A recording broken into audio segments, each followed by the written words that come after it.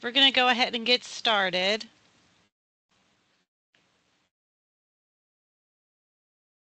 Just so everyone is aware, we are recording this meeting and we will make it available to everyone at a later date and probably also possibly post it on our website. We will also have the PowerPoint presentation available for everybody as well after this meeting. And I'm going to turn it over to Laura. Welcome. Welcome to our meeting. We're going to discuss the FVPSA and the DVSA grants, which are now both open.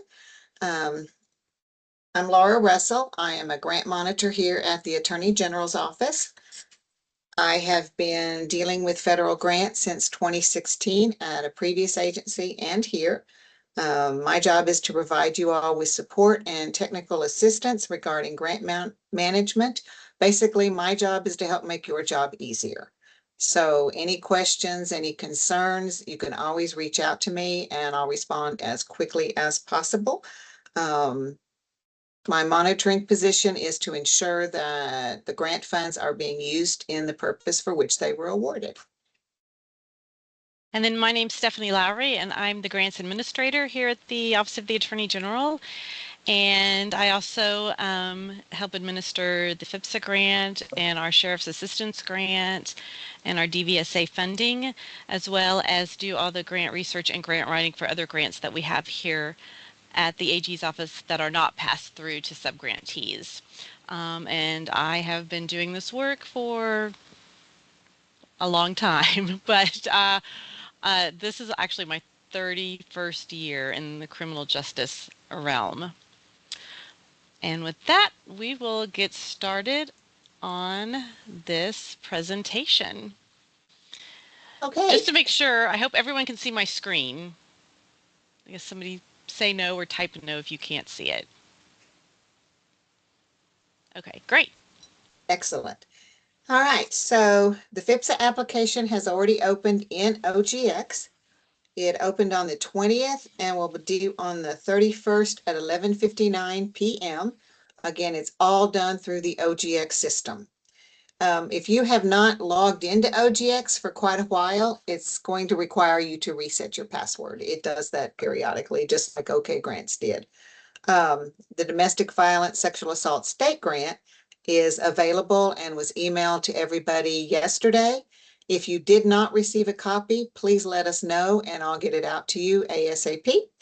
And that application is due to our office by 6/12 at 5 p.m. And it can be hand delivered, it can be emailed, whichever is easiest for you all. We do not accept jump drives or flash drives. So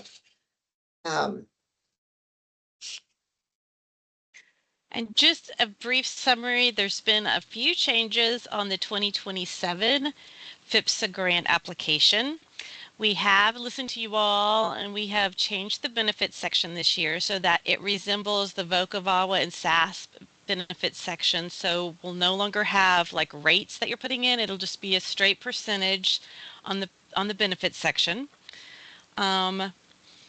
Once this grant is put into contract executed status, so that's after you've applied and it's awarded and it's put into contract executed, which means also that grant awarded status, there will be an upload section then available where you can put any attachments that are required throughout the grant period that are not a part of the required upload section in the application stage.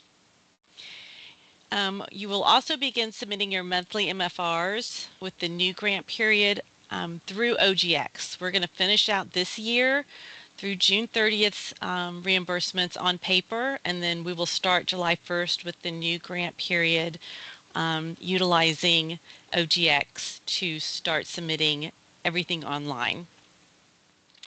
And then this year, oh, and let me also say that we will not be requiring any quarterly reports as part of your financial responsibilities. We'll just be running reports out of OGX on our side to see your quarterly expenses.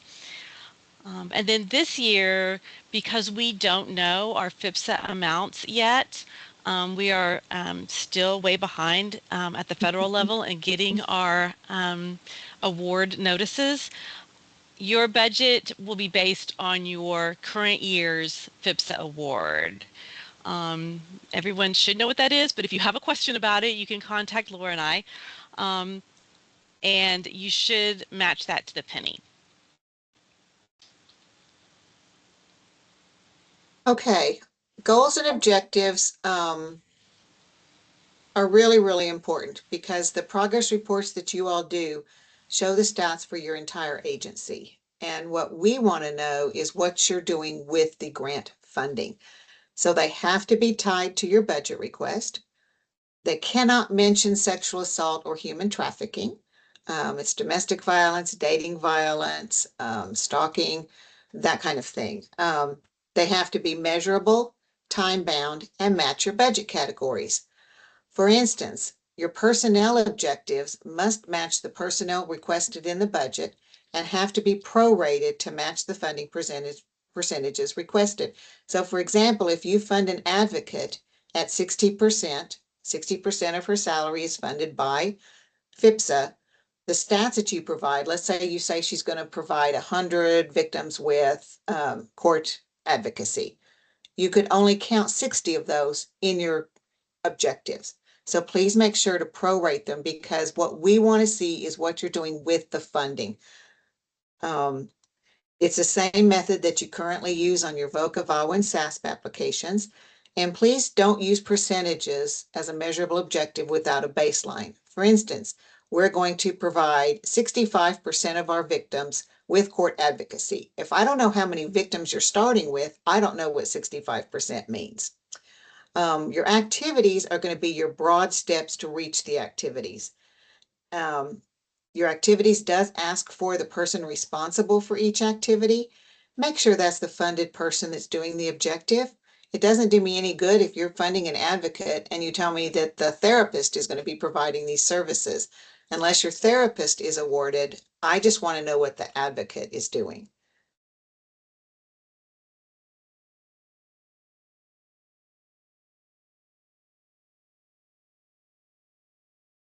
All right, so here are some examples that I took from some of your applications, some from VOCA. We had a training on that. Okay, so your goal is going to be broad. It's not going to have any numbers in it. It does not have to be time bound. You can put by the end of the grant, but this one is the goal of this project is to provide court advocacy, including assistance with VPOs for survivors of domestic violence, dating violence. Oops, I copied that from VOCA and kept sexual assault in there. So sorry. Please don't do that on yours. So the first objective is to provide VPO court advocacy for 100 survivors, and again, not sexual assault, in the 12-month grant period. You can put 12 months, you can put the end of the year, the end of the grant cycle, which is June 30th. You can also put an earlier date if, for instance, one of your objectives is to provide a certain training, and that's going to be done, by a certain date. Okay, so your activity 1 is to meet with your victims to determine the court advocacy VPO needs. Activity 2 is to ensure that your advocates receive the appropriate training to do this. So objective 2, and I really did a bad job on this. I apologize. Stephanie and I reviewed this and I did not catch it. But anyway, provide VPO court advocacy for 50 survivors of domestic violence in the 12-month grant period. Again, you're going to meet with your victims to determine court advocacy and VPO needs, and you're going to ensure your advocates receive appropriate training. The objective section does list in FVPSA effective dates. So it's going to ask for a start date and an end date. Most of these are most likely going to be the start of the grant, 7/1, and the end date is going to be 6/30. But as I say, they can be earlier or, mid-year. And again, on your activities, it's going to ask you who's going to do that. Make sure that it is your funded personnel.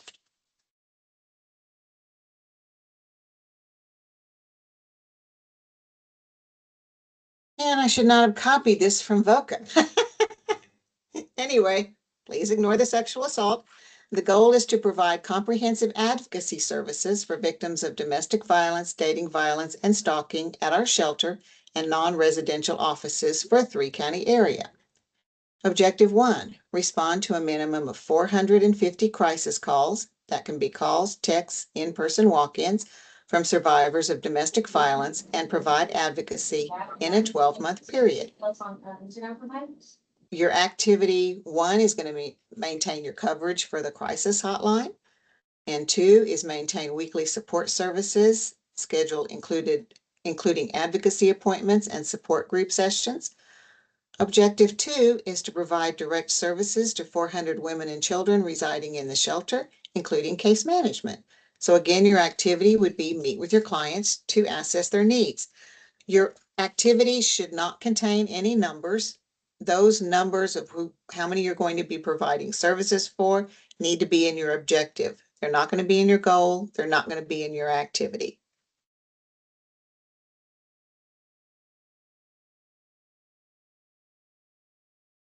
Okay, now we're going to move into the budget. And I said this earlier, but I just want to remind everybody that we will be getting our FVPSA dollars late this year.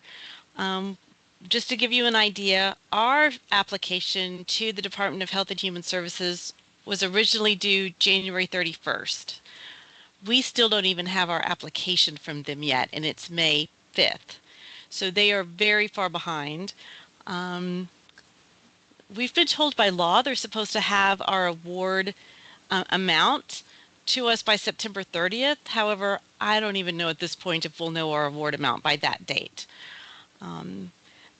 We should have rollover funds for July, August, and September to carry you those 3 months. And of course, we will have the DVSA funding available starting July 1st to also float you for the times that we do not have FVPSA available. But I just wanted to let everyone know, I know we've said this many times before, but I wanted to put that out there. Before the FVPSA budget, as everyone's working on that in your applications, we switched to the budget-based system last year, and so we now ask you to provide that budget in your application. And the first category is personnel.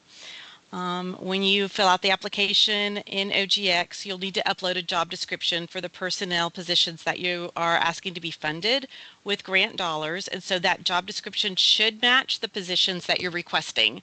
So if you're requesting a court advocate, you don't want to upload a job description for the executive director. Stephanie? Yes. Can I interject real quick? Your Sure. job descriptions, if your person is not 100% FVPSA funded, you can have sexual assault services in your job description. You can have things that they're doing that are not grant related. That's fine, because we don't expect you to do a separate job description. But if your personnel are 100% FVPSA funded, please don't have that they're doing fundraising or they're helping with sexual assault survivors. As I say, if they're not 100% funded, that's fine. Yes. Thank you, Laura. Also in OGX, when you're filling out the amount you're requesting, it's going to ask you at what rate you're requesting this budget, this amount.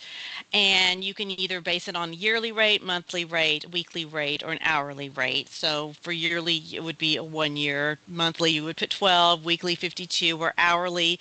That could depend on how many hours that person is working, and then you would times it by 12. If it's a full-time employee, that usually equals 2080 hours a year. Obviously, if you have a full-time employee, the easiest thing is to put yearly and then times 1. And then there's a narrative box that's also required, and that is where you will briefly tell us what that funded personnel will be doing under this grant. Such as advocacy, counseling, case management, etc. You don't have to rewrite the entire job description because you are filling that out. But like Laura said, this person may only be doing a part of their job description for this grant. So here you would briefly say what it is they're going to be doing for this grant. Also, I know full-time is not always 40 hours a week. So if yours is less than 2080, put the actual hours that you're doing. Just don't put 2080. And then the benefits section, like I mentioned earlier, we did revise this section. So it is going to be based on the flat percentage. So in the personnel section, you do put in that rate, yearly, weekly, monthly, and then you do put what percentage is that person being funded. So you could put 100%, you could put 75%, whatever percentage it is that you're wanting that person to be funded with grant funds. Ideally, you would put that same percentage then in the benefits section. And so last year we had broken it up where you would be listing the breakdown of the benefits um, box by box. Instead, we're going to have, you'll put benefits, you'll put the percentage, and it'll calculate that. And then down in the narrative, we want you to show how that amount is broken out. So there you would put the what is comprised of the benefits. Is that a workers' comp charge, FICA, employment tax, however, whatever it is, medical insurance. You will explain that in the narrative this year. So it should look very similar if you have a VOCA, VAWA, or SAS grant. It will look like that. And we heard several people wanting us to go back to that type of a benefits section, so we did that. Travel. Travel's pretty self-explanatory. I think the IRS mileage rate has gone up. It's increased to 72.5 cents per mile. However, as nonprofit agencies, you do not have to pay at that rate. You can pay lower. We would just ask that you explain that in the narrative. However, you cannot pay more than 72.5 cents. That's the maximum that you are allowed to pay and be reimbursed with a federal grant. Under equipment, we do ask for an equipment item and an equipment description. Some people were a little confused as to what the difference is. In our minds, the item is something brief like a copier, and the description could be like a brand name or a model number. So it could be copier, and then it's a Xerox, X1000 or something like that. The definition for equipment for the state, our state definition is anything $2,500 or more per unit, unless we're dealing with IT costs, such as anything that's including hardware and software, and then it's $500 or more per unit. So in reality, a laptop really is a piece of equipment. But you need to use your agency's threshold level. So if your agency has policies where your threshold is different than the state's, then you need to use your agency's threshold level. However, you cannot exceed the federal threshold level, and the federal threshold level is very high. It's $10,000. So for the feds, anything over $10,000 or over is considered equipment. So a lot of things are considered supplies to the feds. Laptops, copiers, anything less than $10,000 is a supply, but not to the state, and probably not to most of you all if you have a different threshold policy.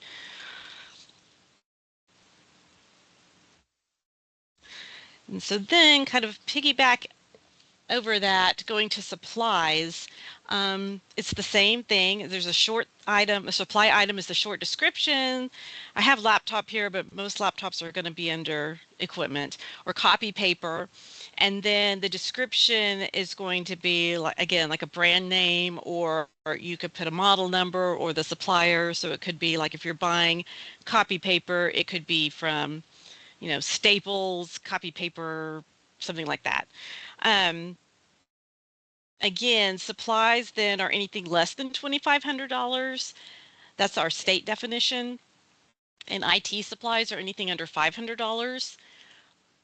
Again, follow your agency's policy if it's different than that, but you cannot, again, differ from the federal policy, which they don't define supplies. They only define equipment as $10,000 or more. Facilities, we ask for a description of the facility, so it could be office space, shelter space, and then the purpose. Again, it doesn't have to be anything big. It's just administration, shelter, counseling, advocacy, whatever's happening in that space. And then the number of months. Ideally, this is probably going to be 12 unless you're only needing a space that you're renting for a shorter amount of time than the whole entire grant year. So facilities are only for rental costs only. You cannot claim mortgage costs or real estate costs with federal dollars. So if you own your building, you cannot claim any kind of expenses under facilities.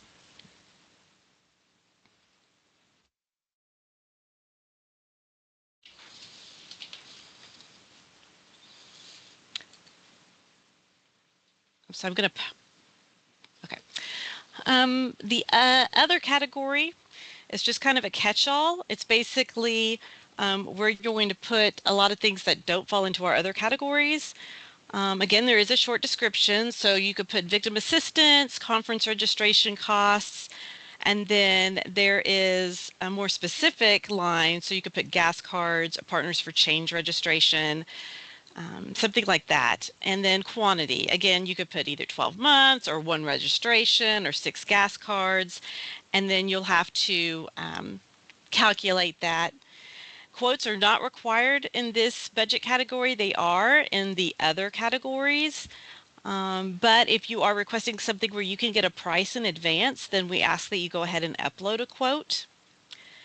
The other category, not other, is contractor. We didn't put that in here because we did not make any changes. And the contractor category is, again, pretty self-explanatory. The one thing I would say with contractor that we probably should have put in here and we didn't is that you have to follow the federal maximum amounts, which is $81.25 an hour if you're paying somebody as a contractor, or $650 a day unless you get prior permission. So if you're paying for like a counselor, they potentially could be paid, or an attorney, they could be paid more than $81.25 an hour, or any IT expenses tend to go way over $81.25 an hour. You would just need to write and send that to us in advance for written permission. I've never seen anything be denied in that effect, unless it's just something completely outrageous. But just to keep that in mind, there are maximum rates right now for contractor fees. The next one is everyone's favorite budget category, which is indirect costs. Okay, indirect costs are we have 2 pages for indirect costs. We have the indirect cost funds requested. This, you need to make sure the amount that you're requesting is based on the selection you choose on the indirect costs instruction page. The instruction page is up in the earlier sections of the application. Here's where you will decide whether you're going to waive your right, or not right, I guess, but waive having indirect costs, whether you're going to use the de minimis rate or you're going to use a negotiated rate that you have. So whatever you put in there, you'll need to make sure that that matches the amount that you put on your budget for IDC. So a lot of people choose to waive the costs, and for a smaller award amount, that might be the easiest thing. I can't say one way or the other. That's up to you. The other one is de minimis. So if you do not currently have a negotiated rate, you can use the de minimis. You can choose between 1 and 15%. You can't go over 15% for the de minimis rate. If you choose the de minimis rate, you can only base it on certain budget categories, and those are salaries and benefits, supplies, contractual services, and travel. You cannot base it on any equipment that you're requesting in your application. And if you have questions about that, it is outlined in more detail in the application, or you can contact us. If you have a negotiated rate from a cognizant agency, and so what is a cognizant agency? A cognizant agency is a federal agency that is providing you with the most amount of federal dollars. And that might be pass-through dollars. So for most of you, that might be the Department of Justice with your VOCA awards, or you may have other awards that I don't know about that you get directly, but whatever federal agency is providing you with your highest number of federal dollars, that would be your cognizant agency, and you would have to negotiate a indirect cost rate with that agency if you were wanting to go that way. If you do have a negotiated rate, you can use that rate. You would have to upload your indirect cost negotiated rate approval form, and we do allow you to use lower than that rate if you choose to do so, but you would have to let us know.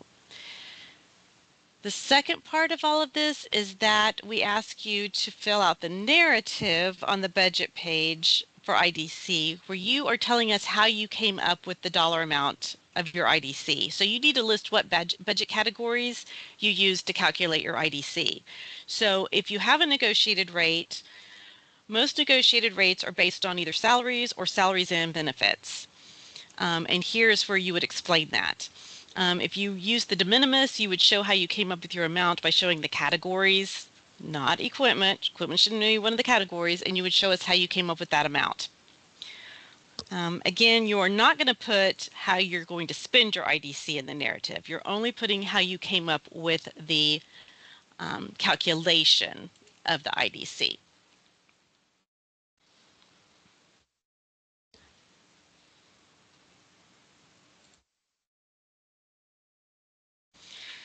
Okay, so a little bit more about IDC.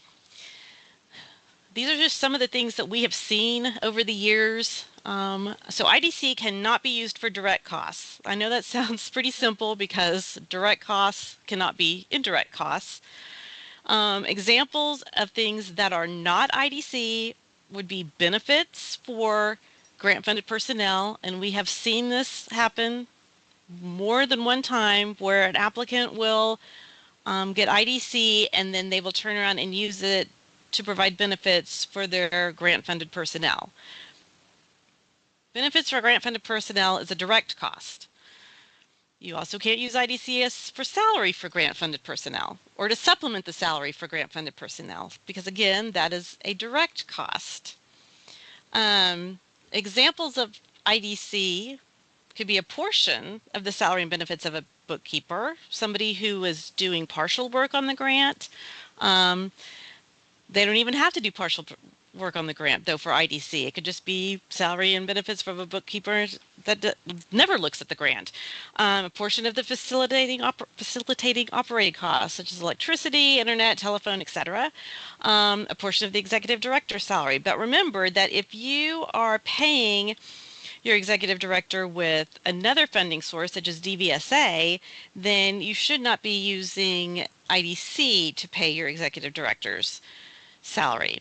There's a fine line a lot of times between direct and indirect because a lot of these examples of IDC costs, such as a bookkeeper's costs or the electricity or the executive director, you could charge as a direct cost at a percentage to a grant.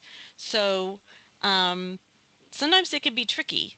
Those that have negotiated rates, it's a little bit easier because they have an indirect cost pool that they've thrown everything into that pool. Those with de minimis have to be a little bit more careful of what they're spending their IDC on because a lot of that could be pulled out and made a direct cost.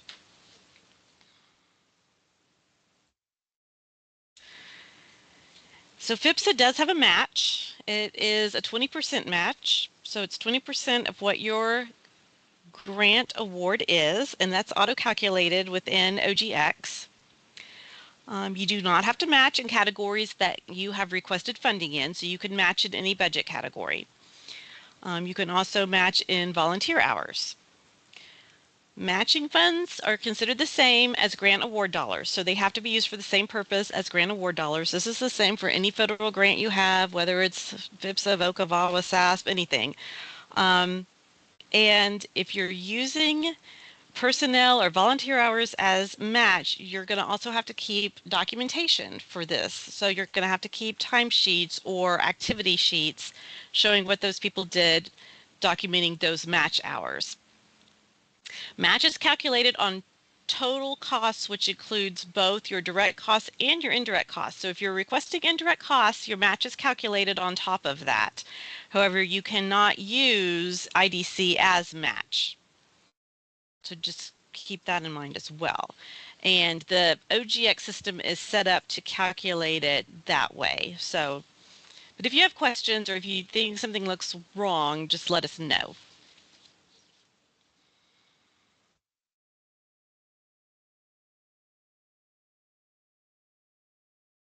Okay, on your FVPSA grant, it has a required upload section, and there's a lot of them listed there. But please make sure when you do upload something there that it is your most current version. Whatever audit you have, please upload the most current version. You're going to upload your board roster. Make sure that it's updated and doesn't include members whose terms have already expired. It also needs to include term limits for your boards and contact information. It's also going to ask for a reimbursement grant confirmation, which is a statement on your letterhead that states that your agency has sufficient funds available to cover 3 months' expenses prior to reimbursement, and that you understand that this is a reimbursement grant. If you don't have funds, you need to put a statement to that effect and how you plan on paying for those expenses. There's a checklist, an application checklist, which is right underneath the pre-application instructions, and that will give you an explanation of all of the required uploads. All of y'all had those last year, so these should come as no surprise, but we had a lot of outdated uploads last year. So please, please, please make sure to upload the most recent version.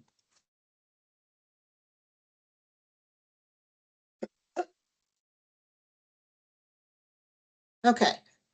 For your 2027 DVSA state application, we have also made some updates to the application itself. The cover letter, we've now updated to include your contact information for the CEO or executive director, also your current board chair, which was not on the previous application, and then your financial officer. If your main point of contact is going to be different from any of these, we also would like that information as well. Services to be provided, we have updated that to include goals and objectives based on the requested budget. Again, this is because the reports that you all send us have the stats for your entire agency for all funding sources. And we have it that way because the original request to the state legislature was based on those. But in case they ever come back and want to know what exactly was done with the state dollars, we want to be able to tell them. So again, like FVPSA, it's going to need to be prorated based on your funding percentage. It's going to need to be only the people that are actually doing the work with grant funding. So it's going to be exactly like, I didn't put the slides in again, but it's going to be exactly like your FVPSA. But again, this one can include sexual assault. So that's going to be something you're going to include with your application. Again, you're going to base your budget on your allocated 27 formula amount, which was emailed along with the application on the 4th. And again, please make your budget match to the penny. Because it messes up everything on our budget end. You can't request more and you can't request less. If again, you did not get this information, please let us know and I will get it out to you as soon as possible.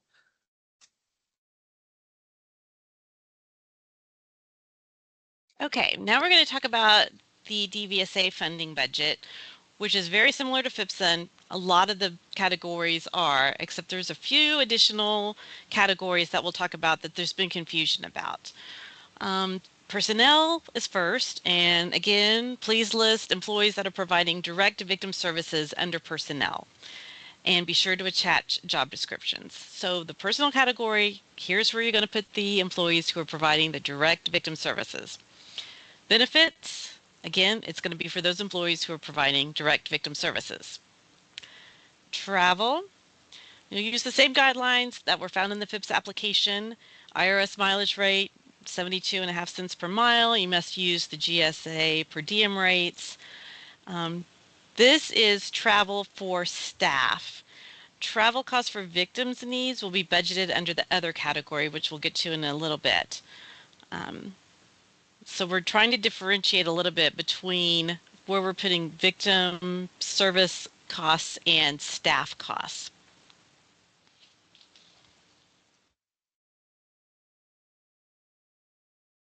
Equipment, same guidelines that we just talked about in FVPSA with the threshold rates.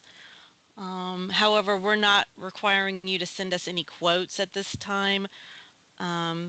Along with supplies and with contractor. So with contractor with the DVSA, there is no maximum amount like there is under the federal rules.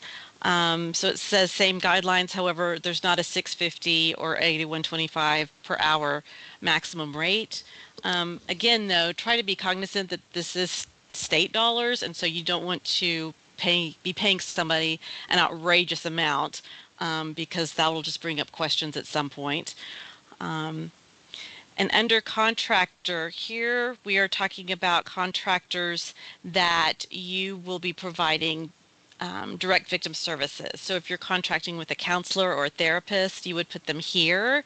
If you're hiring a contractor to do work like on a building or something like that, that's going to be placed under administration. And we'll get to that here in just a second.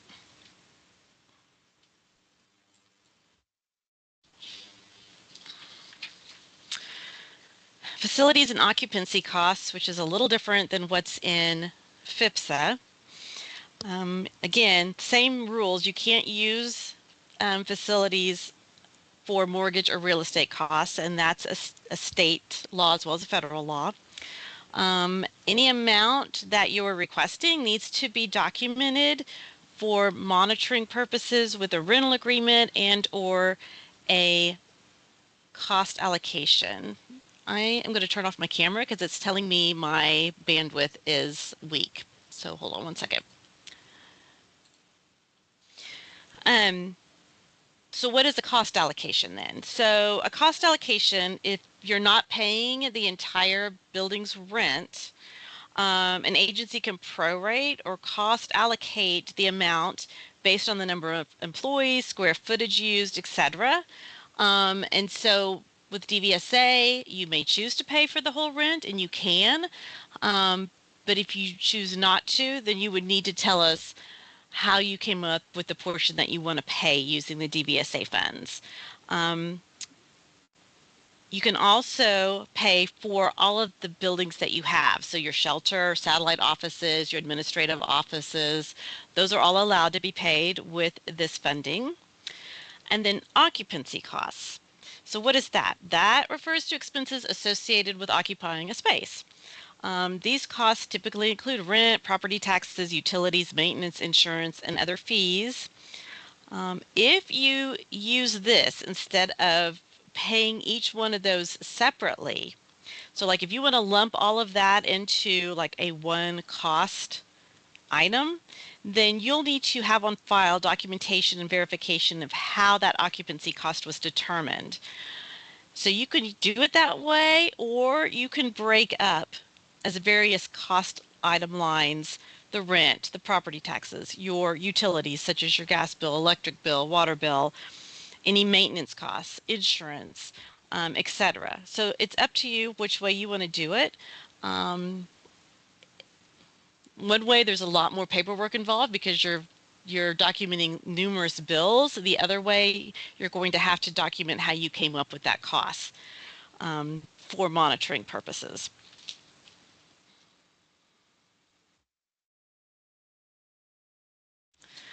Maintenance and operations, or M&O, some people call it. This is also different than FVPSA, but here is where we want you to put in utilities. So if you weren't lumping it into your cost allocation from the, I'm sorry, for the occupancy costs from the previous category, then here you would break out your utilities for your offices or shelter. Um, you can also do limited renovations, and I'm not talking about adding an addition to a building. I'm talking about like carpet or flooring or new roof, an HVAC upgrade, new furniture, upgraded windows, ADA requirement accommodations, things like that. If you need security upgrades or new security system, agency vehicle maintenance, exterior care such as lawn, upgrading the parking lot, playground equipment, a new fence, things like that would fall under maintenance and operations and could be paid for with the DVSA budget.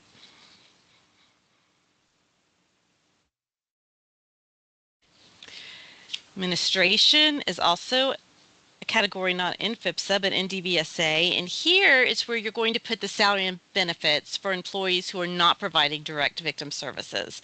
So this could be the executive director, finance director, an accountant, mid-level supervisors. If these people are being, if their salaries are being paid for with IDC, Under FVPSA, then it gets a little bit more complicated, but you can pay for those type of employees with your DVSA budget. It would be under administration. Here's also where you put contract services that are not direct service related, such as bookkeeping and an audit or an auditor, any kind of IT support. If you have a security person that on that comes and patrols at night or something, or any if you hire somebody to provide staff and board training, um, and there's lots of options. These are just examples, but you would put that under administration costs.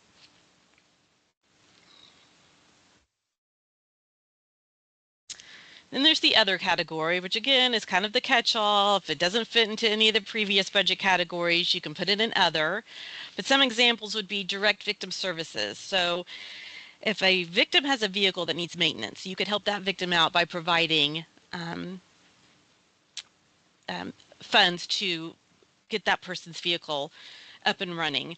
And you could put that under other. Rental and utility assistance for victims, gas cards, victim travel costs such as Uber, bus fare, etc., transitional housing costs.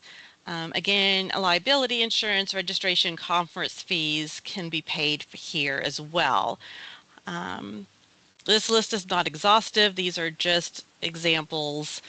If you have specific questions, don't hesitate to contact Laura and I, and we can sit down and we can talk about which category we think something should go into.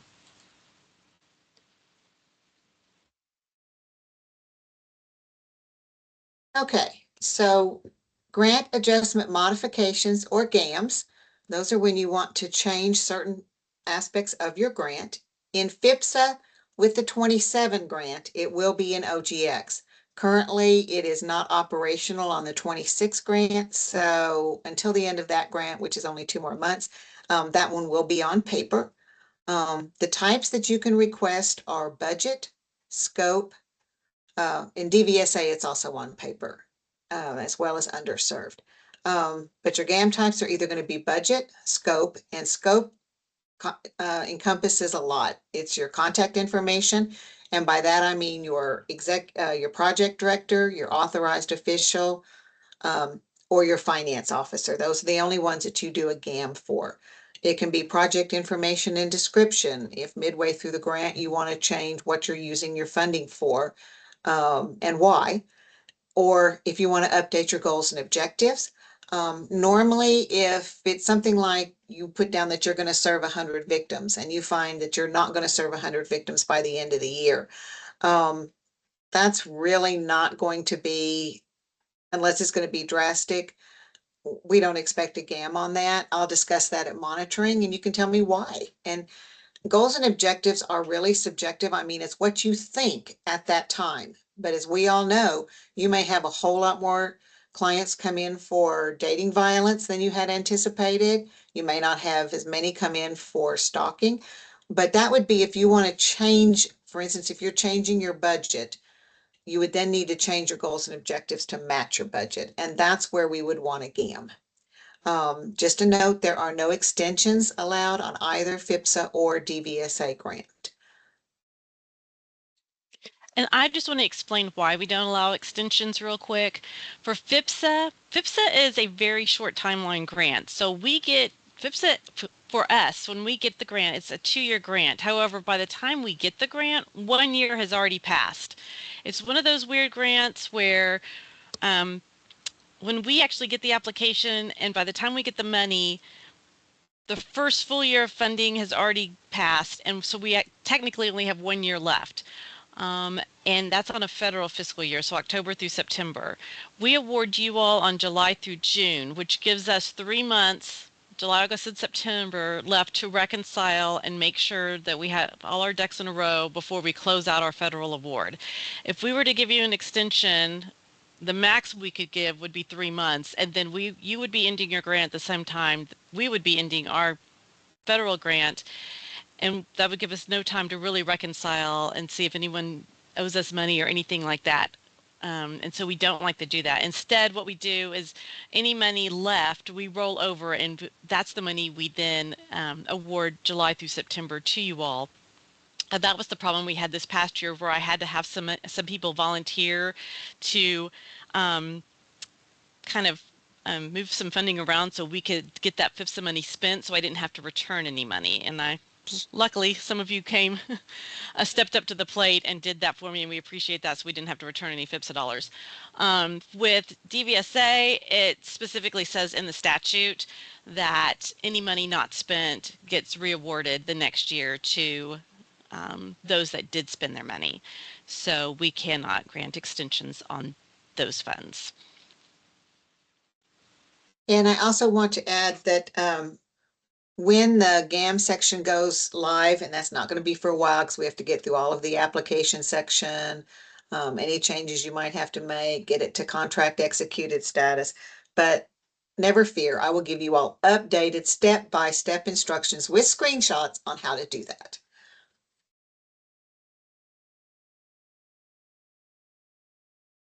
Okay, a personnel change form with FVPSA, once it's completed, and I have this for the 27 grant, you're going to upload it in the OGX upload section. That's a section we don't have currently on the 26 grant. So if you have anything on your 26 grant, it has to go in the attachment section. With domestic violence sexual assault grant, once that's completed, you're going to email it to this address. And this is when you change funded personnel or the percentages for those personnel. Again, if it's your executive director, not your executive director, I'm sorry, your authorized official, your finance officer, or your project director, that's going to be a GAM. For your state dollars, an initial personnel form needs to come with the award packet. So we know who all is on the grant, full-time, part-time, whatever FTE they are, as well as their funding percentage. Then as those change throughout the year, which we know they will, you'll just either email it to us for DVSA or you'll upload it for your FVPSA grant. Please include the effective date and the reason it changed. It can be, somebody was moved to another grant, somebody was moved on to this grant, somebody has left the agency. Whatever it is, we're not expecting a novel, just a very brief sentence on why those changes were made. And I have all of those forms. Just email me if you need any of them. Same with the GAMs. Okay, your progress reports. The quarterly reports will be in OGX for your 26 grant. They were supposed to open this week, but when I went into testing, I wasn't able to open one. Stephanie and I have been able to open them previously. We have a meeting on Wednesday with Agate to find out what the issue is. If somebody would like to be a guinea pig and call me later, I'm going to see if you all can actually do one. But anyway, they will be open in OGX very shortly. They're very similar to your other reports, but they look a lot cleaner. They're very easy to use. Can I say something? If someone would like to volunteer to be a guinea pig, you'll need to call either Laura or I so we can walk you through it, because the way you initiate one is a little strange. It's not hard, but I don't know that you'd be able to figure it out the first time without one of us walking you through it. And so if you want to volunteer, just contact us. And if you have a few minutes and want to play in OGX, then yeah, just let us know. With this, when it finally opens in the 26 grant, you'll be actually doing two. You'll do your October through December report, and then you'll also do your January through March. These dates here are for your 27 grant. Your quarter 3 and your quarter 4, those will be the correct dates for 26 as well. But this February and May are for your 27 grant. Make sure that and this is going to be on the instructions I send you, make sure you submit the October through December 1st.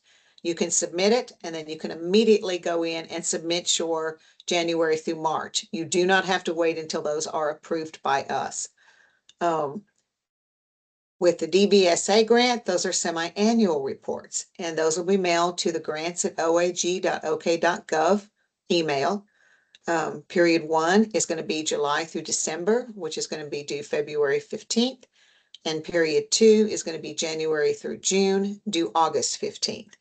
And again, I will provide very updated instructions complete with screenshots on how you'll do the progress reports, because how you access them is different than how you've done on any of your other previous grants.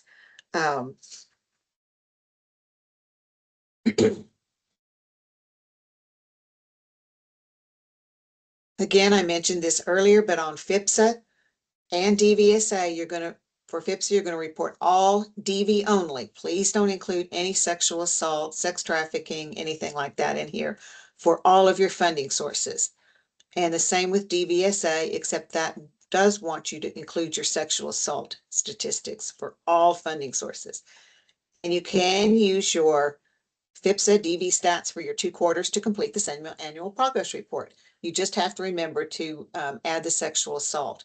When this opens in OGX for both 26 and 27, you cannot leave a box blank. If your answer is 0, put zeros. It's not going to allow you to put NA. It's not going to allow you to leave it blank. You'll get an error message. And you're going to report on your goals and objectives is where you're going to report your objectives that are specifically related to the grant funding. And those are things that I will be looking at in a monitoring visit. And I just wanted to point out the reason we went with all funding sources for DVSA was back when this statute was, or this legislation was written and passed in the legislature, that was the baseline data we gave them. And so it made sense to keep the data going with that at that same level, so that the comparison, we weren't comparing apples to oranges. It was going to just still be the same, only now we're adding sexual assault data as well to it. And so that's why we kept that at the same level, using all funding sources.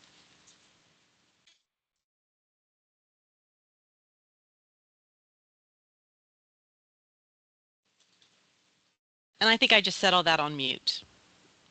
Did you hear any of that? We heard it all. Oh, okay. That's weird. All right. So next is a little bit about lethality assessment protocol. As you all know now, our lethality assessment protocol team at the AG's office has created a smart sheet form where it's a link, you click on it, it's part of your progress report, and that's where you're entering data. They just asked that I make sure that you all double check your figures. The current data that they've received so far shows 312 more offenders than victims served, and they thought that looked a little wonky. And so they just wanted me to make sure that you guys are double checking the figures you're typing in there. And then they are adding 4 questions that were in the old progress report versions of LAP questions back into Smart Sheets. So, but they're not doing it this quarter. They're going to start with what's called quarter 4 for FVPSA, and that's July through September, because again, remember, FVPSA reports, even though we award on a state fiscal year cycle, we like to make life complicated, and FVPSA has their progress reports on a federal fiscal year cycle. So for FVPSA, quarter 4 is July through September, even though in our mind it's really quarter 2. So, but we call it quarter 4. July through September, and the 4 questions that are being added back, so it shouldn't be new to anybody, is the number of women accepted to shelter as a result of LAP call, number of men accepted to shelter as a result of the LAP call, number of unknown or other gender adults accepted to shelter as a result of the LAP call, and the number of children accepted to shelter as a result of a LAP call. I also want to ask if anyone has been collecting these 4 data points continuously. If you have that data, can you let me know via an email? Because we would like to get that data from you, even though it hasn't been asked on the Smart Sheet for the last 2 quarters. If you have it, we would like to get that. And you can just email me after this is over saying, yes, we've been collecting that, even though we didn't send it to you. Quick question. How far back are we just talking? July 1, 25? Yes.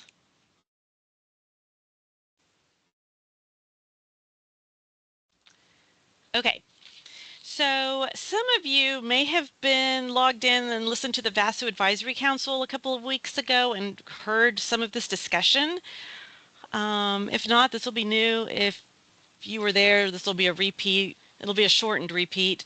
Laura and I, we attend a monthly meeting with all of our fellow FIPS administrators from across the country. And back in our March meeting, this came up and was a long discussion with NNEDV, which is the National Network to End Domestic Violence, which is our technical assistance provider for FVPSA grantees across the country. And I had not really ever thought about it until this came up, but they were asking FIPS administrators about shelters and crisis centers in their states and the use of video and audio recordings and cameras. And the use of audio and recorders, video recorders, and cameras is pretty much frowned upon for various reasons, even though nowhere in the FVPSA statute does it say it's not allowed. It's interpreted to be not allowed, so it's interpretation through the confidentiality and trauma-informed and uh, voluntary services. But that being said, the first thing they talked about was using video and audio recorders during victim sessions. So like if you're having a counseling session or a therapy session, are you recording those sessions using a video or audio recorder? And if you are, that's considered part of the client record, which will be subject to the same rules of documentation, of retention for client files. Also, how is that data being stored? Is it being stored in the cloud? It takes up an enormous amount of storage space. How are you ensuring that that is being kept confidential? And so these are just things that you all probably need to start thinking about. I don't think as many of you probably record these sessions. I do think the next couple is something that has kind of piqued some people's thought process. The next one is external security cameras, and external security cameras are allowed. I mean, but they want people to think about where that data is also being stored. Is it being stored to the cloud, which is not secure? Is it only video and not audio? Where externally are the cameras recording? Is it only common areas? Is it just the doors? So again, Laura and I have a big packet of information that we can email you that also cites all of the places where they're saying that this could be disallowed under these various rules, not statute. And we can send that to you if you would like. Again, you can email us and we will send you that packet of information. I provided it to the FASU Advisory Council members a couple of weeks ago. And there's a lot of information. There's also some websites that, I mean, all the sources are cited in this packet that we will send you. The next one is the one about internal cameras. That's a little bit more tricky. This is the one where we had the longest conversation about because we asked at that meeting who had internal cameras, and a lot of people do have internal cameras. And this is the one where they really frown upon the internal cameras, and we're not asking anyone to tear out their cameras. We know cameras are expensive, and having them installed is expensive, and I can see both sides. To this point, there's a lot of literature, like I said, that we have that gives points about why you should not have internal cameras within a shelter. And so I'll be happy to send that. Again, it's not stated in FVPSA statute, so we're not going to make anybody remove cameras, But moving forward, it's kind of one of those things that in the future, this might be the direction that they're going, that cameras will no longer be allowed internally. So it's just something to think about. Um, and if you, like I said, if you want more information on this subject, just reach out to me and Laura, and we can send that to you. Okay, Renee. So on the FVPSA final rule that you're referencing here, is this a document that's available online that we can reference ourselves, or is this like a PDF email moment, or what do you think? Yes and yes. Okay, So yes, so this big packet that we have, it'll be in there and we can send that to you. Oh, okay, I when mean, you we'll say email it big, to you. big We'll packet of email it to what? you. Okay. So it's information. Well, Oh, you where mean for do this I have it? discussion? Yes. Well, Okay, it's like, yes, it's about this discussion only about the cameras and the recordings. And then all of the links to the different sites, which the FIPSA final rule would be a link that you could click on. And yeah. okay. And there's a couple So, of other websites that are specifically about like camera usage. Like I think NNEDV has a link on their website about it, and a couple of other DV national sites that addresses this issue. okay. So the next thing, I mean, I know I've got other questions that have to do with the grants, but since you brought it up. So I've been a director for 8 years and I'm telling you, this is the first I've heard of this. Like we've Hmm. spent thousands of This was dollars the at first our I had heard of it. agency. Yes.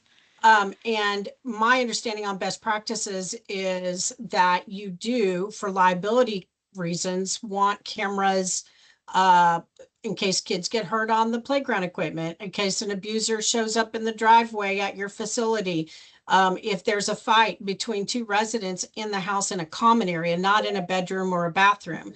There's no, sound. It's just video, and no, it doesn't get stored to the cloud. So, I'm sure everybody's got a different like protocol for what they're doing for their facilities, but this is like pretty mind-blowing, honestly. I'm kind of like, where's FIPSA been?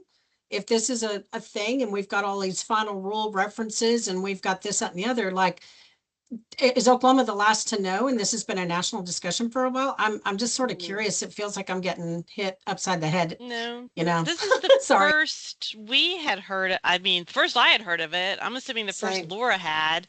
Um, And it was that's why it literally was such a because, lengthy discussion during this meeting of all these FIPS administrators.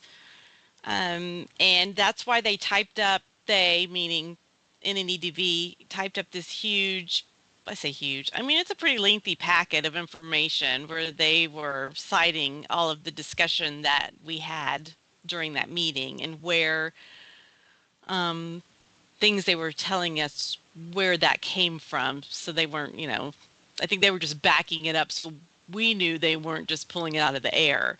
Um, but again, nowhere does it say it in FIPSA statute that cameras are not allowed. It just says it's they're basing it on the PII, confidentiality, trauma-informed services, voluntary services.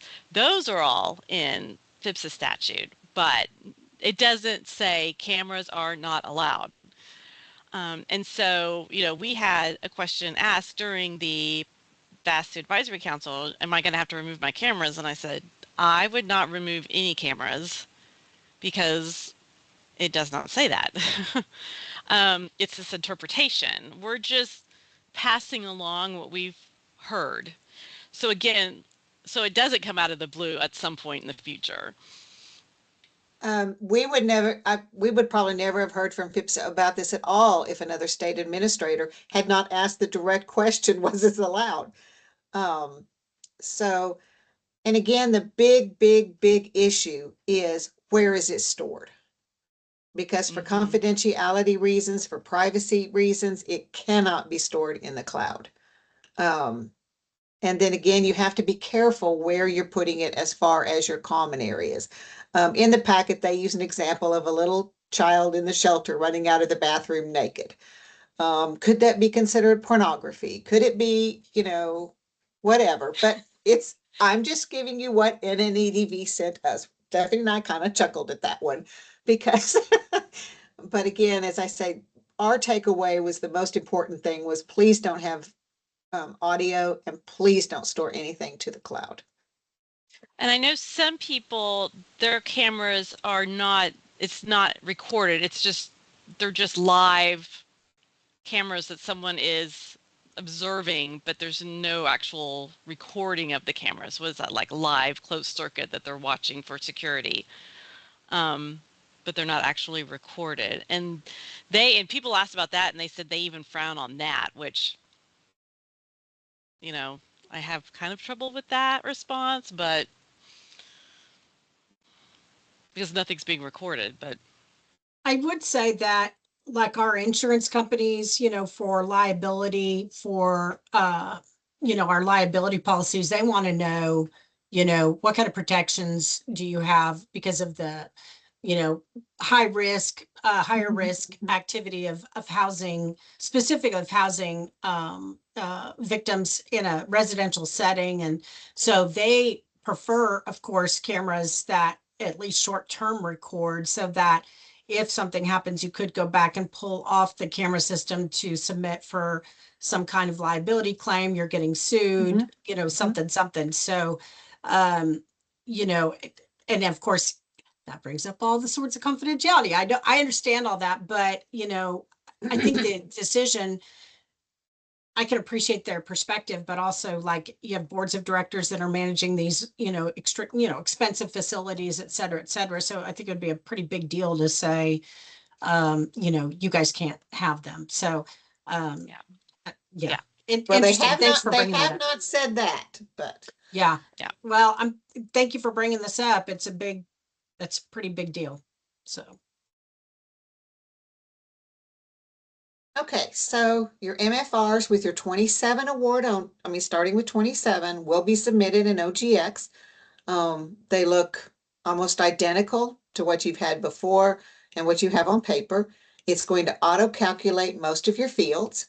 It's going to be due by the 15th of each month at 11:59 p.m.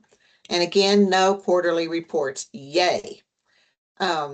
DVSA, you're going to submit via email to invoices@oag.ok.gov, same as you always have. I'll be sending an Excel spreadsheet that's going to have some locked fields. They're due the 15th of each month. There's no deadline by 5 p.m. or anything like that. Again, no quarterly reports. And we had a lot of issues this year with the spreadsheet stopping working halfway through. So please check your figures before submitting. And then if you notice a formula seems off, like last month it says you have $40,000 left, and this month it tells you you have $50,000 left because it didn't add in your expenses. Please double check and let me know, and I'll send you a corrected spreadsheet. We had some agencies that didn't have a problem the entire year, and we had some that had theirs quit working 2 or 3 times. I have the templates and I'll be happy to, correct them and send them back out. But just double check. If something looks off, it probably is. So just let us know because we keep track of all of your expenses. So we can go back and easily look. It also tracks how much you've spent and how much you have left. So if you notice anything off, let us know, please.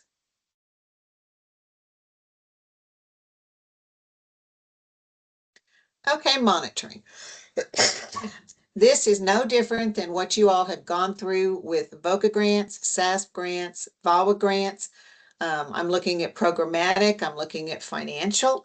When I come visit you, it's going to cover all the grants that you have at one time. I'm not coming 3 separate times or 2 separate times. Again, it's going to cover financial and programmatic. I will give you plenty of advance notice. And a lot of items, like with the previous times, we're going to want you to send us to us prior. That saves time on your end and my time when I'm there. And every effort should be made to have the project director, the financial officer, if your main point of contact is different, that person, as well as funded staff. I know funded staff are often, if they work the night shift, they're not going to be there during the day. I don't expect them to be. If they're with a client, I don't expect them to be. If they're on annual leave or sick leave, I don't expect them there.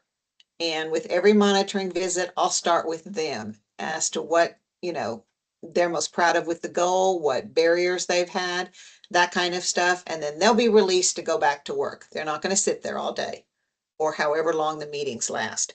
For your 26 grant, I know we're talking about 27, but for your 26 grant, please go ahead and upload all of the policies that are not already in the required upload section. That's going to be things like financial policies, your employee manual, your client policies and rights, which is going to include non-discrimination and grievance policies.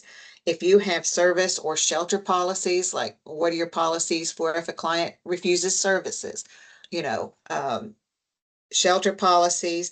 And then if you have any updated that you've already uploaded to the required attachments, that say you have a new audit, a more recent audit, or you have a more recent board term list, or you have a new negotiated rate, anything like that, go ahead and upload. Again, with the 26 grant, it's going to be under attachments. And Matthew assured us we have plenty of rows there to upload everything. If you run into a problem though, let me know. With DVSA and for your 26th grant for your underserved, all of those policies, just email to me. That's going to be the easiest because I will go through all of that before our visit. So, hang on, let me admit. So we don't have to spend time during our visit going over policies and financial documents that I could have looked at previously. The goal was to do half of you all this year and half next year.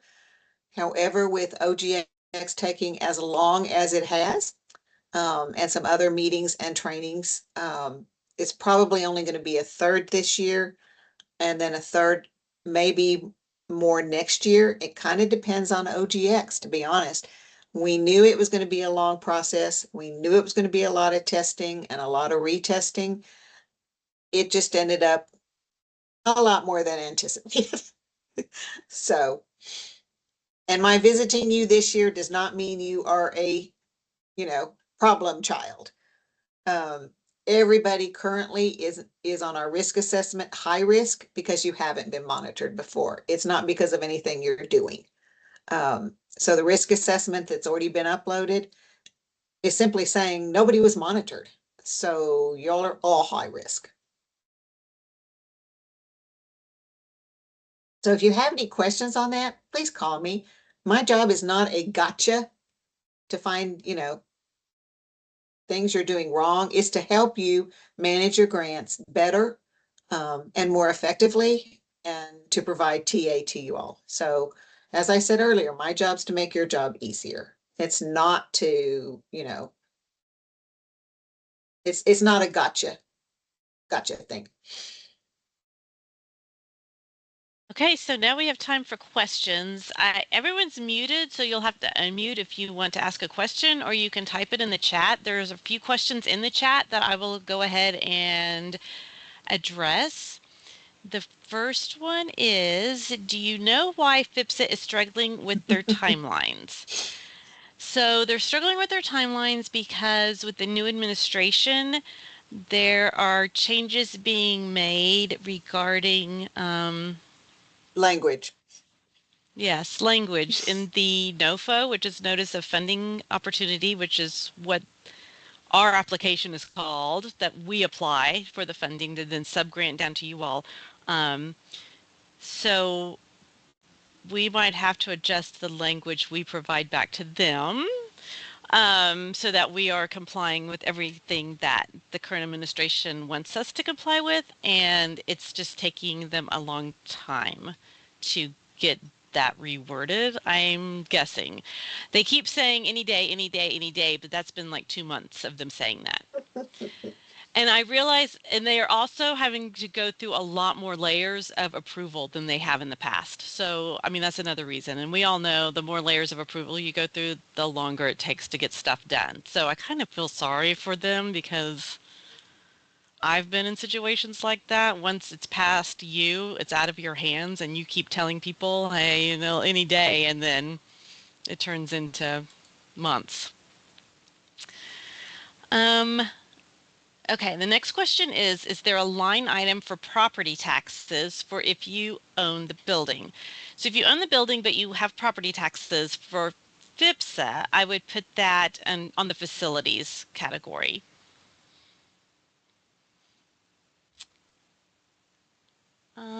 The next one is, can waived IDC count towards match? I'm not sure I understand the question, because if you waive IDC, then you don't have IDC. So match can be any non-federal funds can be used towards match. So if you want to come off mute if you want to explain the question a little bit better, you can, or further explain it in the chat.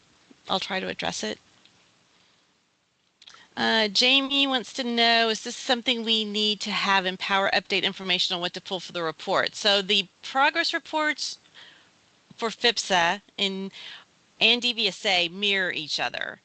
They're almost exactly the same, because we're asking for all funding sources and we're asking for the same numbers, except for DVSA, we're also asking for sexual assault numbers. So if you need to change EmpowerDB to pull your sexual assault data, that would really be the only thing you'll have to update. We haven't made any change. There's no changes to the FVPSA report, and the DVSA domestic violence numbers are going to be the same as your FVPSA DV numbers.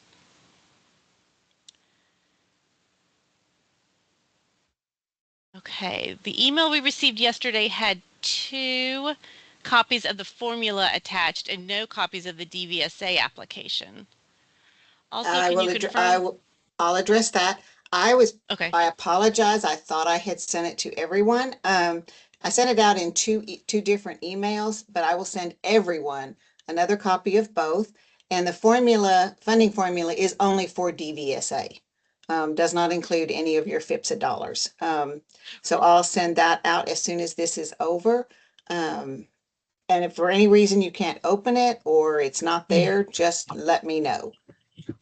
Yes. So regarding FVPSA, we won't know our FVPSA funding for this next year that technically starts July 1st for you all. We won't know our amount and probably until late September or even after. So that's why we're asking you to base your FVPSA application on your current award, or the award that's about to end June 30th.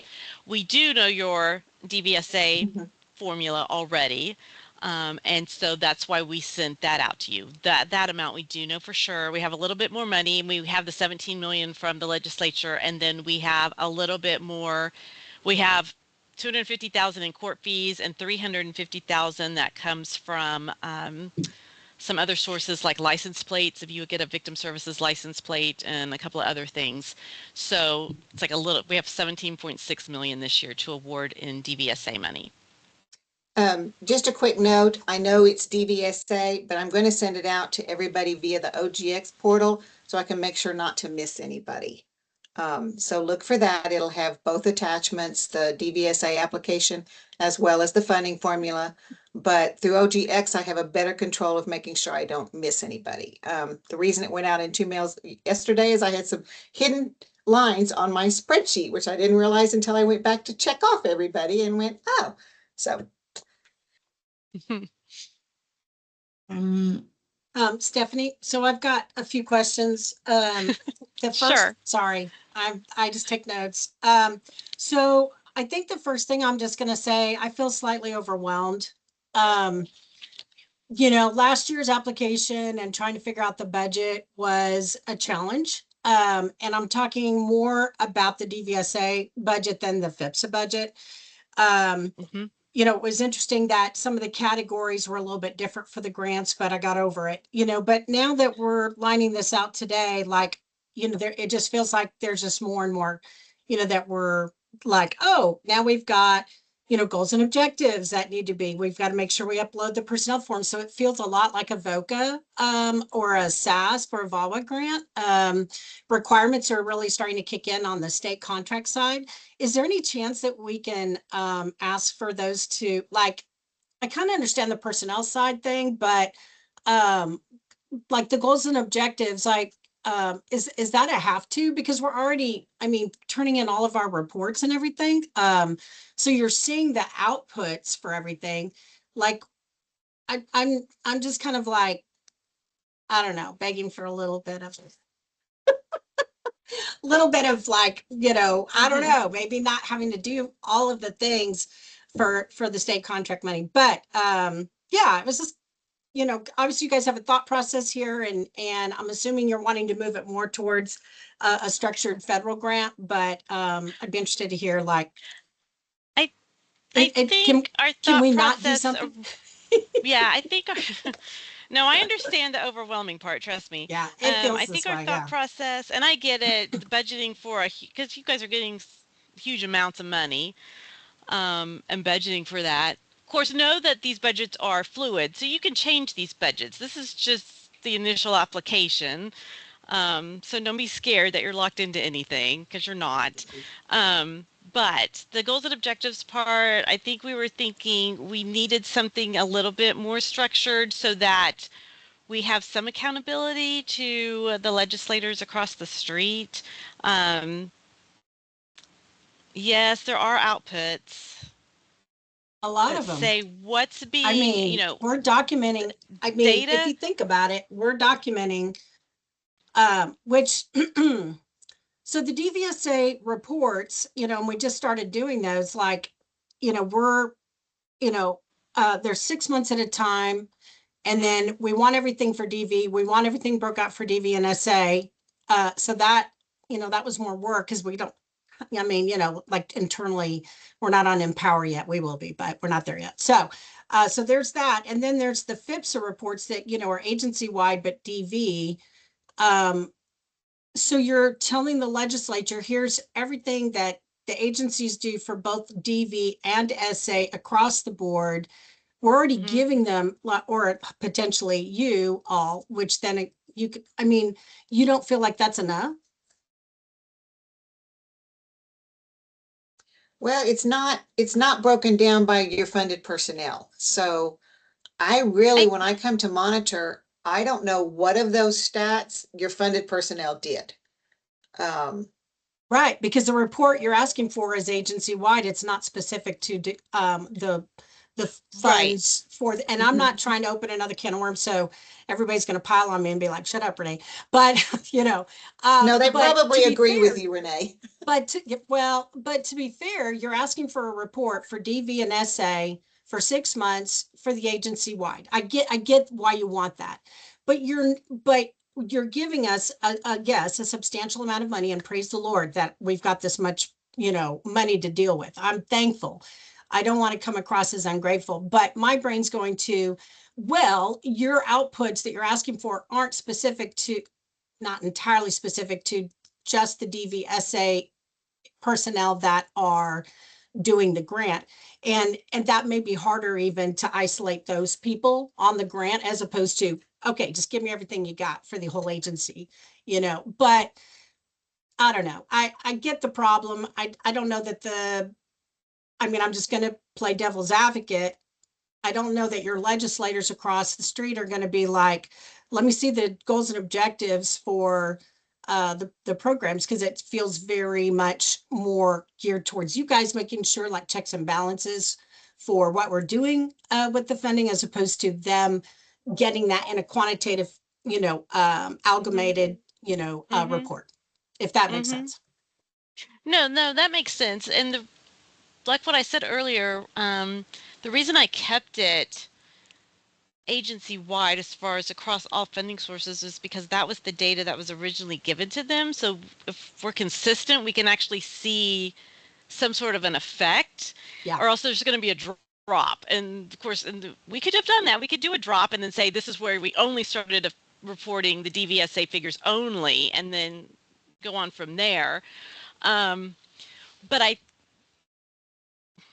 you know, that I would just know. be, I was trying to make your lives easier because you're already having to collect that for Yeah, FVPSA. So the it DV is part easier. is already done. It is You're easier. just Do collecting not, SA. yeah, don't listen to me. Don't carve out DVSA because that'll be a lot harder. So Yeah. that's where everybody's saying, shut up, Renee, right?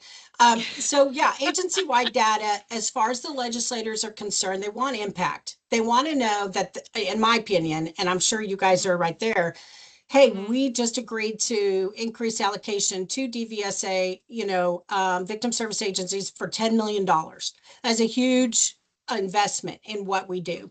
And we absolutely want to be able to say we did all the things. These are the number of people that came through our doors or called us that we served in a given year. And here's breakdown for domestic violence, sexual assault. That's probably the gist of what they care about, and maybe some LAP numbers. So I agree. I think that's important. But I think when I'm just going, if I got to do more goals, more objectives, personnel, like it just feels like a lot more. So I'm kind of Mm-hmm. just, putting that out there that if you guys want to not do that, we're okay with that. Well, So I anyway, I'm will just gonna add, throw it out there. You can. I mean, I know my monitoring visit's coming up when I get it rescheduled, but y'all can chew me out later. All right, Okay. that's Well, my yeah. That's Lauren kind of and where I I'm can at. So discuss. Lauren and I can discuss after this, and we will get back with you. I don't think any of you are out writing your goals and objectives on that grant application this afternoon, so I probably don't not. think I'd be, postponing anyone's work if I say Yeah. Lauren and I will discuss it this afternoon and let everyone know. And I'm. I. I. I. I mean, over time, I get it. I guess I'm just. Yeah, it's just a lot. and there might Okay. be a happy medium where it's not, specific goals and objectives, but some sort of narrative at least that shows us, this is what we, Right. this is, I don't know. Well, I'll think about it. Okay. Maybe ask some colleagues what they do, Okay. but I think we need something, but you're right. It might not have to be as structured as goals, objectives, activities, timeline, that sort of thing. Because it Okay. is state Yeah. money and we are more flexible, but we do need to be accountable for it because it is a lot of money. So, Well, and I think we're eager to be accountable. Like I'm mm, you guys were around and remember the conversations that we had when we spent our year advocating at the Capitol mhm, saying we mhm. want to be accountable. We want to be able to say, yes, we need these funds and this is what we are doing with them. And I don't think you're going to talk to any directors at any agency who don't want to be transparent and accountable for what we're doing. But but also it just feels very federal grantish. And Right. I Well, and love my that's federal grants, but man, I'm longing for the good old days of, give me a contract and let's go, So the um budget is important. That's showing accountability, the outcome measurements, yes, agency wide, but still. So maybe there's happy medium. And I'm thankful that you're just, maybe potentially would have a conversation internally and just we talk will. about what that We'll have might a look like. conversation. Yeah. We have a couple of other state grants that we do for law enforcement, and their uh, accountability is not as stringent, I guess I will say. That could which be kind of bad. bothers I us don't know. sometimes. Yeah. It does bother us sometimes. I mean, Well, yeah. well, So the we'll child, discuss that.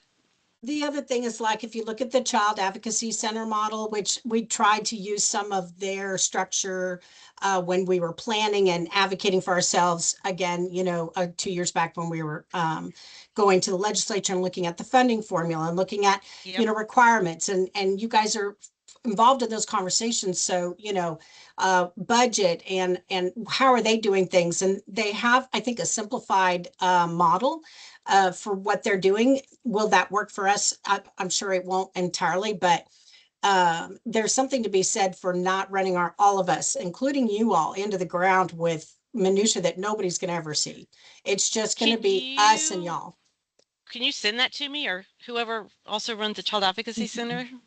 Yeah. Hey, Megan just Stephanie, put in it's the Kelsey. If I chat. could pop in for a Yeah, second. Yes, sorry. I'm wondering about their what what their application to you all looks like, or or Yeah. what their progress. Everything Well, that the we progress kind reports of, we already have set, but yeah, whatever you could send me, Megan, would be great, and I'll take a look at it. Thank you.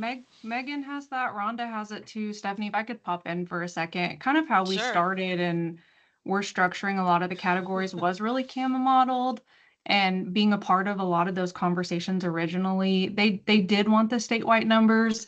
CAMA was really pushed as the model that they looked at and encouraged. And I agree with Renee just as far as kind of the workload for us, but also realistic for you. Because when I think goals and objectives, I think of a competitive grant, and that you're looking and comparing who's applying, what they say they're going to do, did they deliver, and what the statute really outlining, these are the terms in which people get money. You know, if we don't meet those goals, if the goals change, does that really bear any weight on who gets the funds and what that looks like? What do you need? What numbers could we build on, and how can that, be attainable for all of us? But I know legislatively, CAMA really was the model that they pushed at, as far as liking how it was structured and the accountability that was lined out in that. If I can add something real quick, the main purpose for those honestly was monitoring, so that I know what exactly are your funded people doing. And like when you're providing me timesheets and your payroll for your people, I need to know they're really on the grant. And I know some of your people change a lot.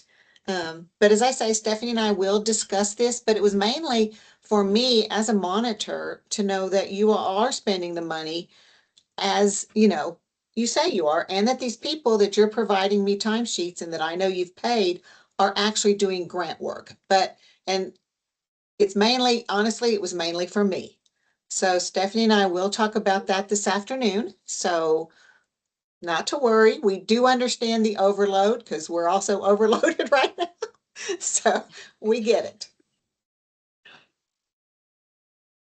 Hey, I have a question. Good morning. This is Hannes from the Latino Agency. Can you hear me? Yes. Yes. Okay. It's, very quick. The matching. Okay, I understood. If you choose to claim IDC, the matchings goes up. This is what I understood. Well, your match is based on your direct and indirect costs Okay. Okay. combined. That's your total award, because Okay. we're giving you an award that Okay.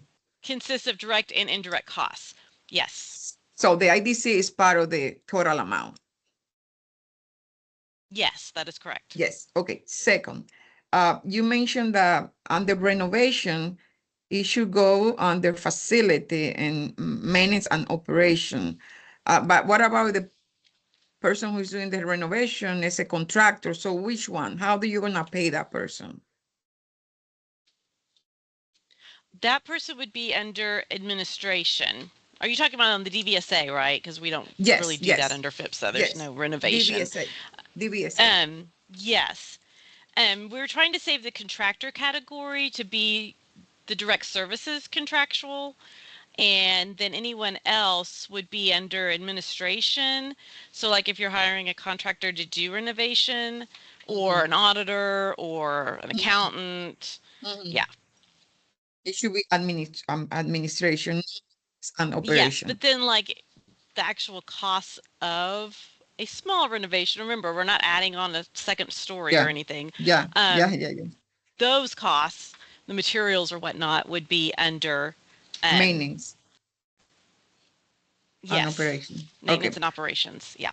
Okay, quickly, if this is for both grants, you want to help ladies with the utilities, in both grants. So both has to have that category, utility and rental assistance, gas card. It should be for the specific victims served in that grant. Yes, I mean, you not can pay for. I'm sorry, not go sure ahead, what you're Laura. asking, but it doesn't have to be the same victims that you're providing advocacy for. It's any victims that you're, using those funds for. And Yeah. okay. But But let remember, with me FVPSA, it can only be domestic violence victims. Yes, domestic violence. Yeah. Okay. That's my question. If I have in DVSA a victim of domestic violence that need utility, okay, we help. But in the FAFSA, if I have for DV the utility, I cannot use the DVSA, or yes? Yes, you can. And you would put it Okay. under other. Okay, that was, I think If you're that's helping a victim with utility assistance, yes, you exactly, can. exactly. Yeah. I yeah. The last one is that you mentioned board training. That what type of board training are you talking about? It has to be something related to domestic violence, or is something related to Well, I mean, enhancing so their yeah, well, no, I mean, so your agency is a little different because you have a large agency that encompasses a lot of exactly, programs. exactly. So we would maybe have to just talk to you a little privately about that. But Yeah, for those yeah. that are just DVSA agencies, we've had programs bring in Mm. consultants to provide trainings to their boards, and that could be Okay. paid for with DVSA money. Yeah. In this case, should be something about domestic violence only. Well, it wouldn't necessarily have to be about domestic violence to these DVSA agencies. It could be about um, just how to run a board, No, Financial in our case, responsibilities. financial and administrative yeah. training. Yeah, I say in our case because we are not only DV, we are, Right. So that's where spread. you might be Yeah. able to pay a portion of a contractor. Yes, yes, Yeah. yes. Perfect. Thank you. That's all. Thank you, Mhm. ladies. Yep.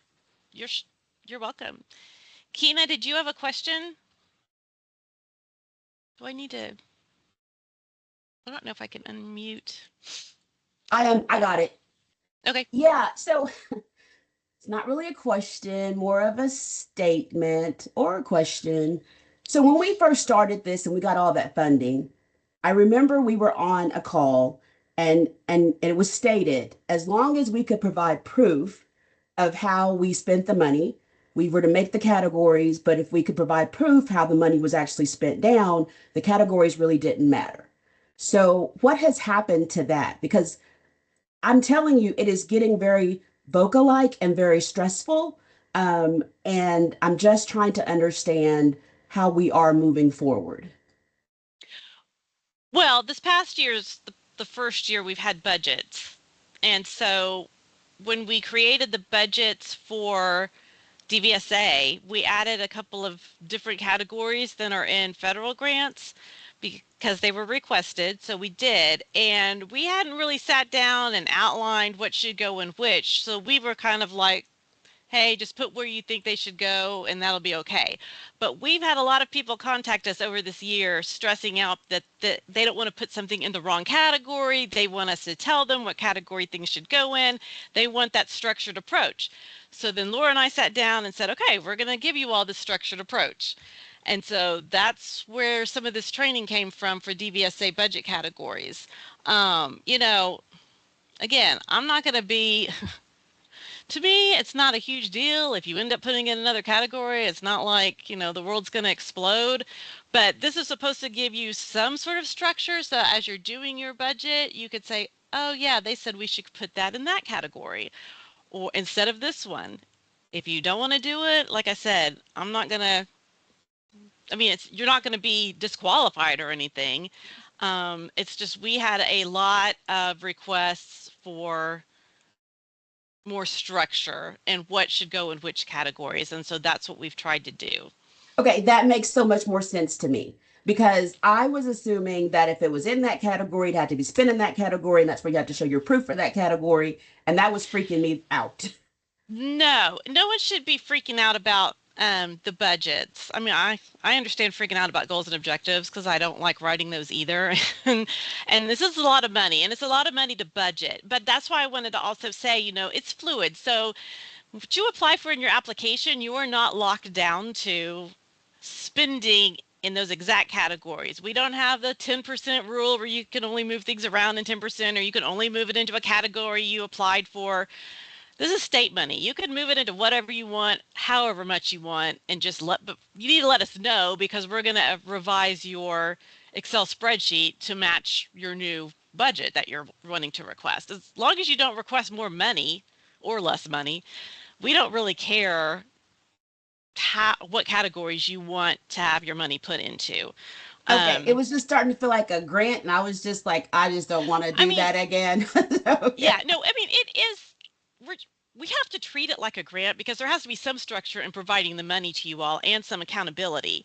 You know, but because it's state money, we don't have all the federal regulations. I mean, we're more flexible on how you spend the money, how you move the money around.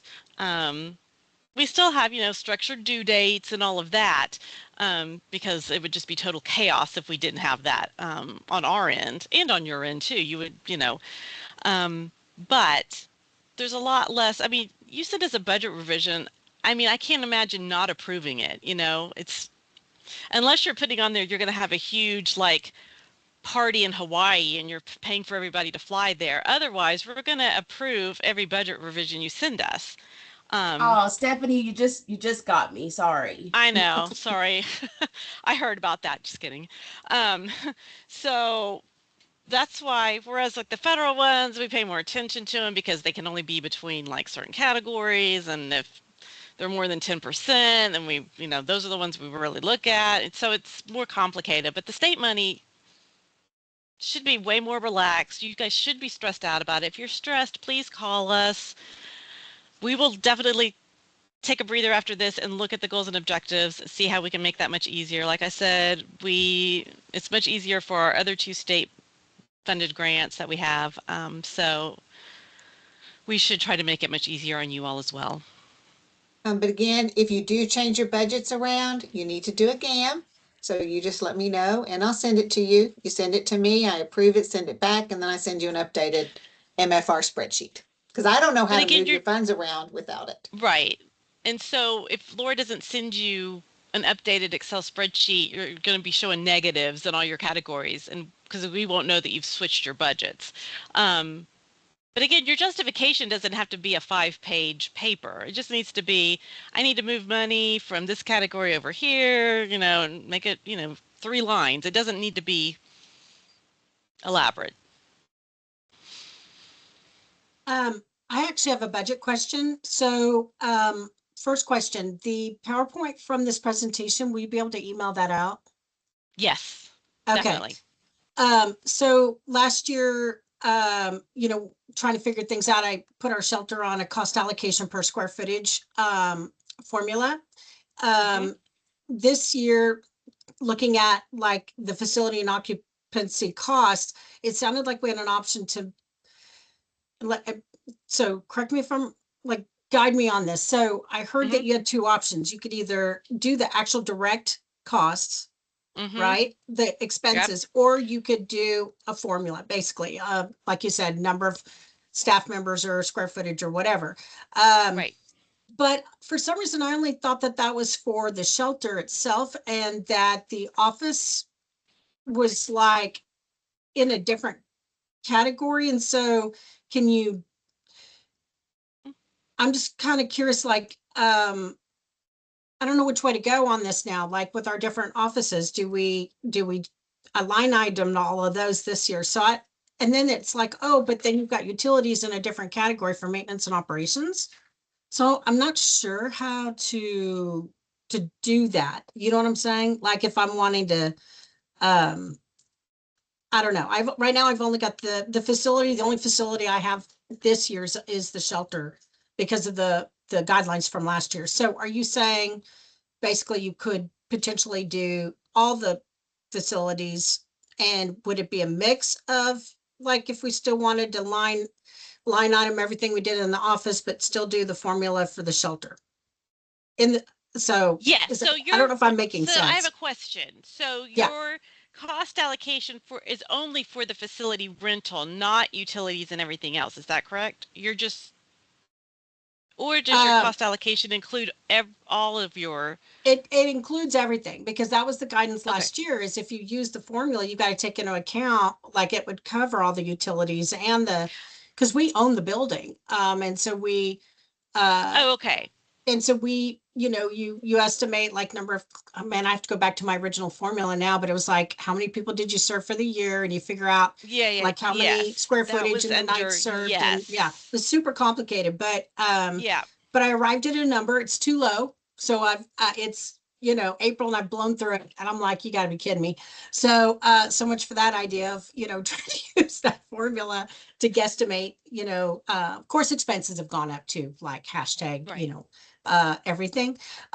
So that being said, like just looking at it this year, I didn't know if I could combine the two different ways to do it.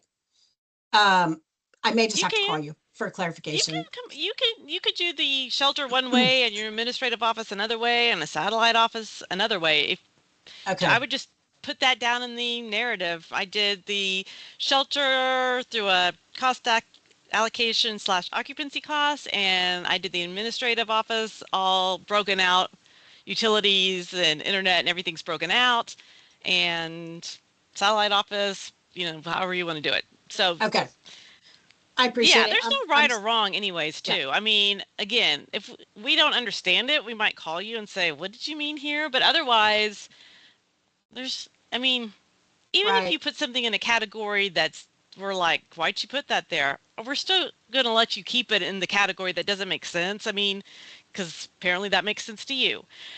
And it's state money. And like I said, there's no right or wrong. Unless it's something that's just blatantly not allowed with state money, then Okay. otherwise, or it's not any way DVSA related, which I don't expect any of you all to be requesting something non-DVSA related, but those would be the only two instances where we're going to ask you to revise the budget. Okay. I got you. Or It like feels like last year, if some yeah. of you requested way more money than what you were allowed, that's why we said, please try to request to the penny, because some of you were like rounding and rounding way up. We were like, what are they doing? Like they're only getting, 500,000 and they're requesting 800,000, or they requested 300,000. We're like, do they not want all their money? I mean, Right. we Okay. I saw a lot got of you. weird stuff. Well, we appreciate the training. I'm sorry if I made the tone of it a little acrimonious. I just think that that there's a lot of good guidance here, a lot of information to absorb, and maybe contacting you for some more clarification afterwards. But thank you Sure. guys for what you're doing. We Yes, please appreciate the contact us. I know funds. a lot of you all Yeah. have agency specific questions, and that's Yeah. great. You could contact us anytime, and we will send this PowerPoint out right after this meeting. Okay. And we will also attach it to our website. So if for some reason you don't find it, give us a day or two to get it uploaded to the website, because we don't do it. We have to ask somebody else to do it. So we're relying on someone else to have Right time. now, if you go to the website, there is no FVPSA section. That's one of Yeah, the things so we ask him to add, and then we'll put this in there. yeah. So well, we appreciate everyone's attention, and yeah, Oh, hopefully Stephanie, we we get have these. Yes. we have another question. Do the GAMs have to be submitted before the changes? Not necessarily, but I can't update an MFR to show your your expenses in the categories without a GAM. So let's say you notice you have, $100,000 left in personnel that you're not going to spend, but you've spent way more in maintenance than you thought you would. Just send me a GAM, tell me what you want to move, and I will then update your MFR and send it to you. And I'm talking And major overexpending, not like you're $1,000 over in personnel. I don't care. But if you find you're like, 50,000 or 100,000 over in personnel, then you need to move some money around. And for FVPSA in OGX, you will do it before, because your MFR may not be allowed to be submitted if you're too far in the negative. You'll get an error message, which means you'll have to do a GAM, and it'll have to be approved before you can submit your request for funds, because it will not allow you to go into the negative over 10% of your award. So, but with the state money, again, we're flexible. If you show Okay. you're in the hole a big amount, we'll just say, hey, you need to give us a GAM ASAP, but we're still going to give you your money. One final question, I promise. Yes. So the extra funds from rollover 2024-25. Yes. So yes. those throw all of our current numbers are no longer current because Correct. we have more money to spend. So do we need That's correct. to just figure it out and then email you all a GAM that includes the updated totals, you know, and where So we put the funds? what Laura Didn't and we I put did was those in? we put all the extra money under other, and we were Okay. like, at this point, you can just report it. We don't care. It was so Okay. late this year. It Like is. next Yeah. year, because last year, remember, we gave you all of your award basically up front. We like just kept Yes. sending it, even if your invoice was for less. We're not doing that this year. So this year we will know how much is left, and we won't have to get money sent back, which was a problem last year for an agency. So that's why it was so late, because I Yeah. didn't have the money in hand to reward, and now we have another delay, but that's upstairs in our finance unit that we're trying to work out with them.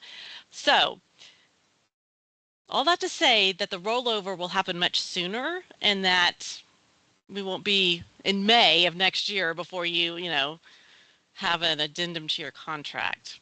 Okay. Fingers crossed. Got it. So you pretty much shoved the extra funds in the other category. Yes. And then, okay.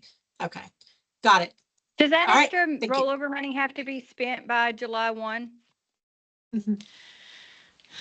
Well, that's technically when it should be spent. Well, you can go back to July 1st of last year and recoup any expenses. If you are someone who is thinking you're not going to be able to spend that rollover money between July 1st of 2025 to June 30th of 2026, please email me ASAP and let me know, and let me see what I can do. Project Safe is taking any unspent funds. You just call me. I can help you out there. Yes, but please be aware that you can go back and, you know, shift some funding sources around and put that on your DVSA money and off of your unrestricted funds or whatever other funding sources you all have that you can free up instead. But if you're still having a problem spending it before June 30th, then please let me know.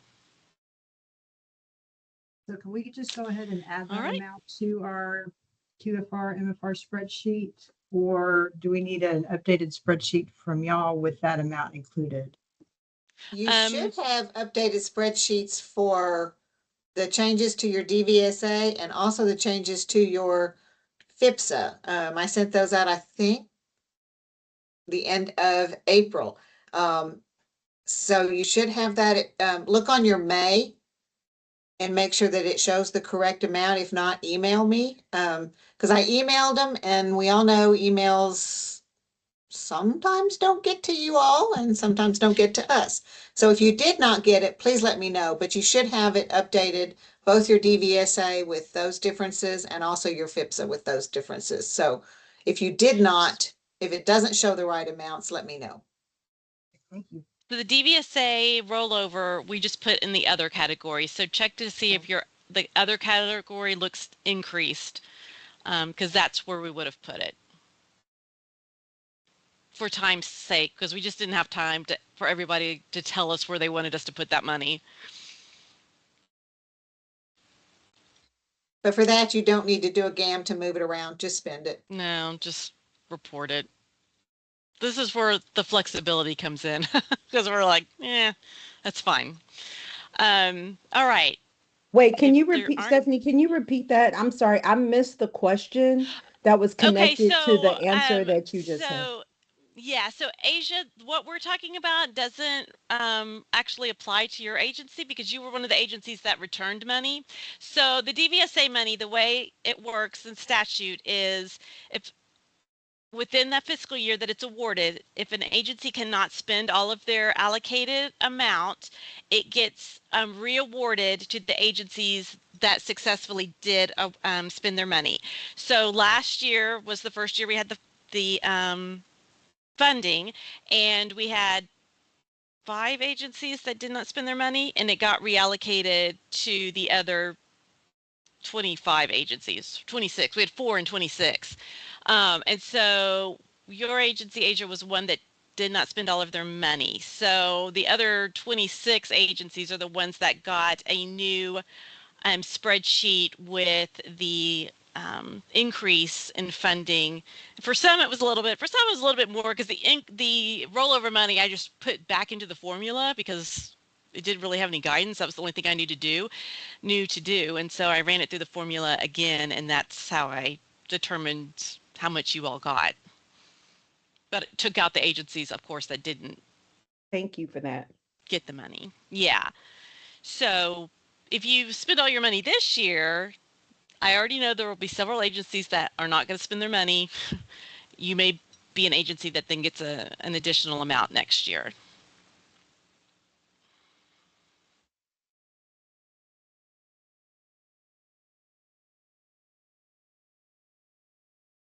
All right. Well, we are like right at the end of the time that we slotted for this training. So I don't want to keep anyone over, but if you have any questions, again, please contact us.